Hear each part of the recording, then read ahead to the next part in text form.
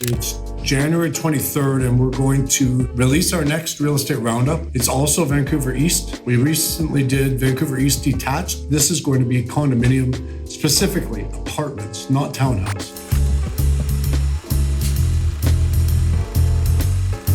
So we're going to talk about apartments only in the east side of Vancouver here, see what the action's been. So it's January 23rd. If we look at the volume, we're always going to start these roundups looking at the volume. We have December with 61 sales.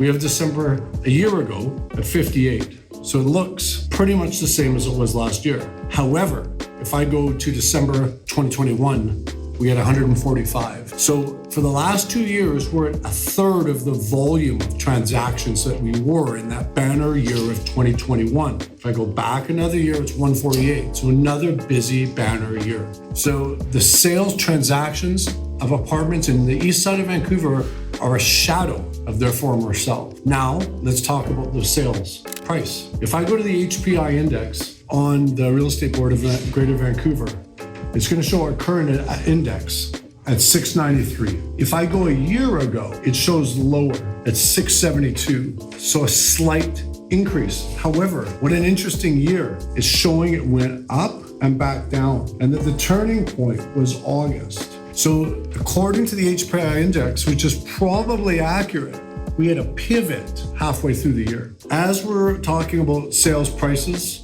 of course, we want to look at the paired sales. So I do have some paired sales here. Now, with apartments, it's a little bit easier. It doesn't have to be the same unit that we sold. It could be a very similar one. With these resales, I try to stay with newer inventory only. If we're going older and I'm using a different unit, but similar, one may have different updates.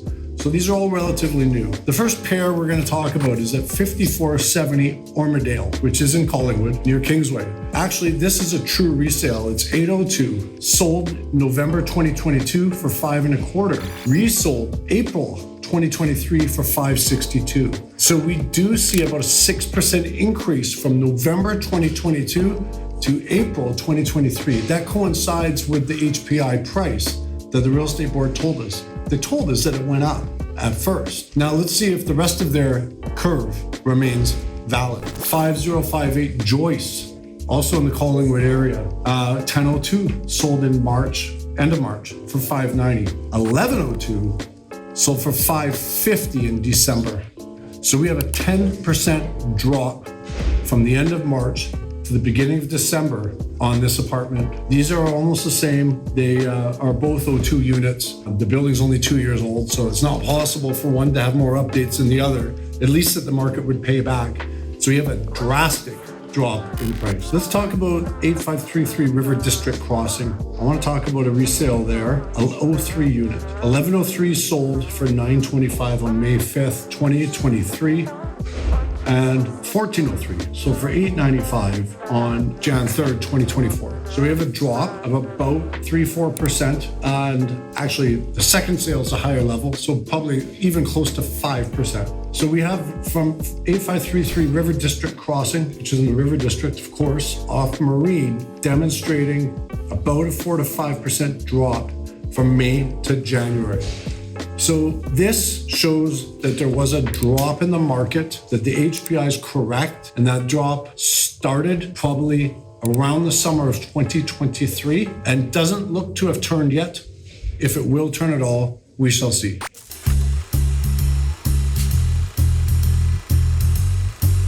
So back to Real Estate Roundup, East Vancouver apartment tracking 2023. We've come to the conclusion, based on the HPI released by the MLS and based on our resale analysis, that we have an up and down year, that the market went up from about January to the summer and then it came down. So where is it at now?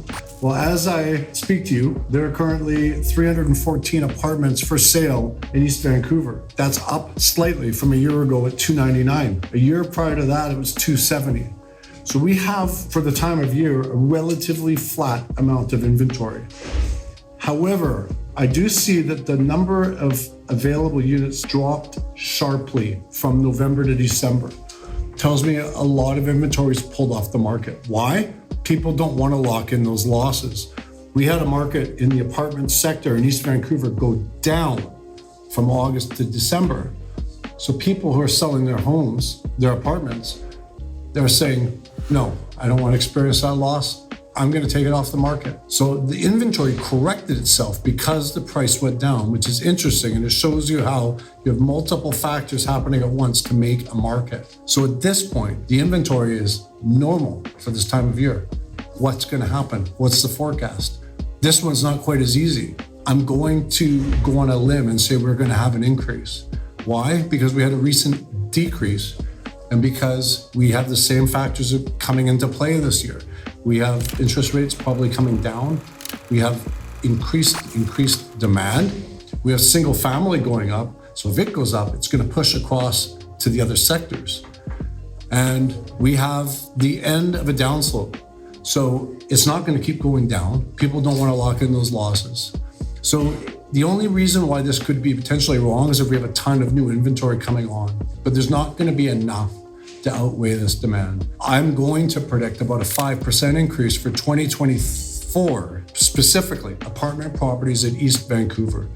We have had a correction. I think it's going to bounce back. I don't think it's going to go crazy. It'll never go up as much as land goes up. Land always goes up the most.